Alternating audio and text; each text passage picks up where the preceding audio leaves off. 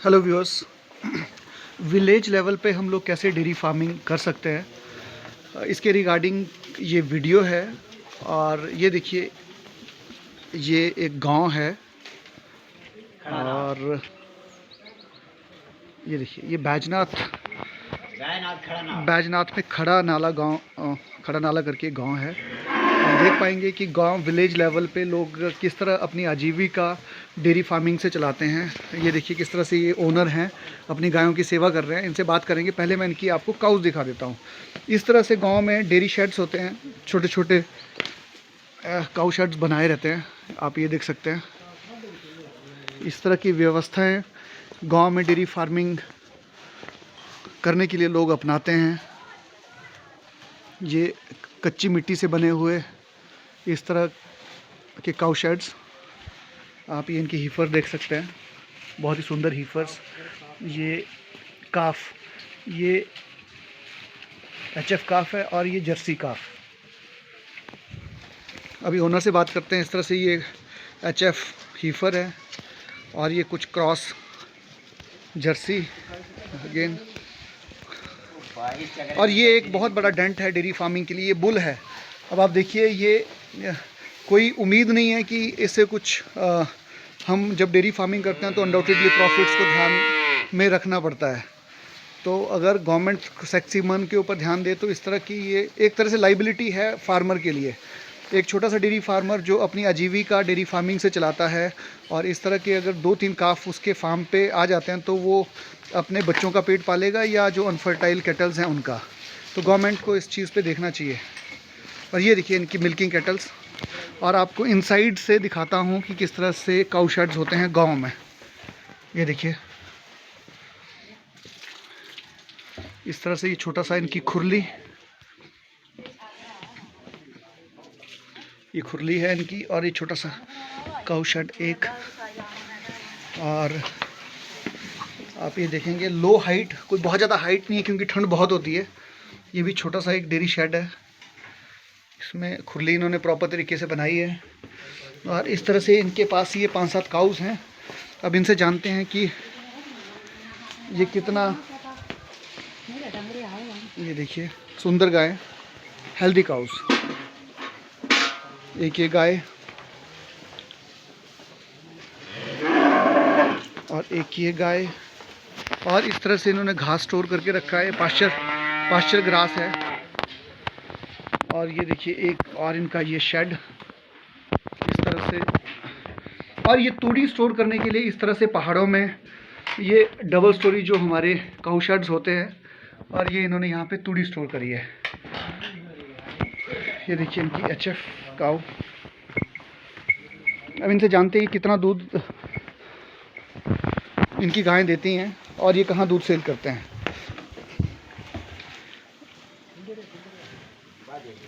और ये बहुत ही सुंदर गायें, हेल्दी काउस।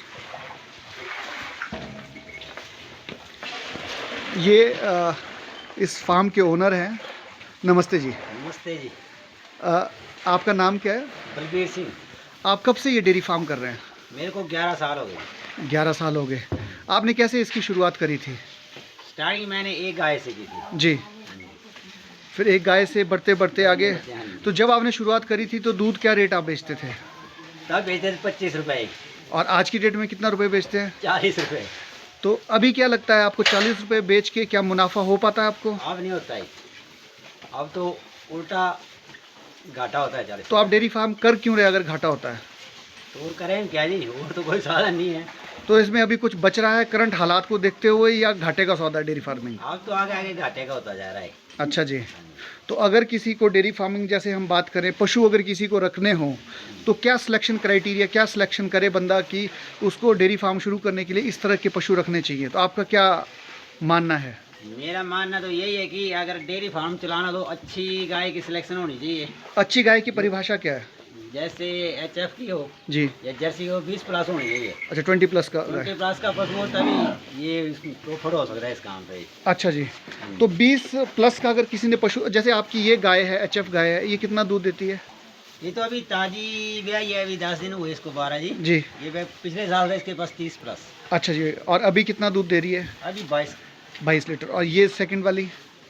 इसके पास 21 लीटर दूध है, पहले ब्याज में है अभी। जी अच्छा अब दोबारा इसको अच्छा ड्राई में है। तो इस तरह से ये इनके टोटल पशु। तो आप महीने में कितने का दूध या डेली प्रतिदिन कहाँ दूध बेचते हैं? मार्केट में लोकल कौन सी मार्केट में? तो परोड़ा जी तो क्या लगता नहीं है आपको 40 रुपये जो रेट है वो कम है? बहुत कम है।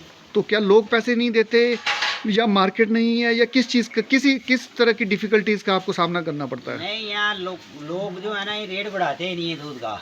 नहीं तो पैकेट का दूध आज की डेट में 62 या 64 रुपये है। 200 रुपये कम से कम। सारे लोग 40 रुपये बेचते हैं, कुछ ऐसे भी हैं जो 50 या 55। कुछ है जो बीच में 50 रुपये लेते हैं, 45 लेते हैं। तो आप क्यों नहीं कोशिश करते कि अपने दूध का रेट कम से कम 50 रुपये किया जाए?